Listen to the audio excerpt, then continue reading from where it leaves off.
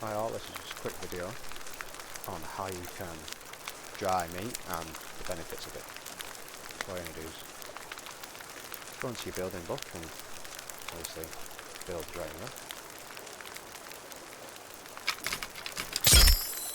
Any meat you have in your inventory, you can hang on it like so.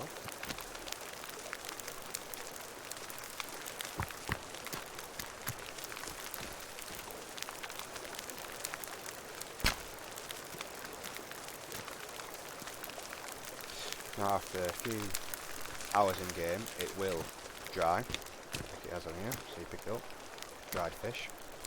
Now the benefits of this is that dried fish or dried meat will never spoil, so obviously you can dry as much as you want, and as you see I've started to just leave it on the racks once it's dried, and yeah, it'll never spoil. You can put it on shelves, you can keep it on your inventory, and really you'll never run out of meat. Hope you find this helpful and thank you very much for watching.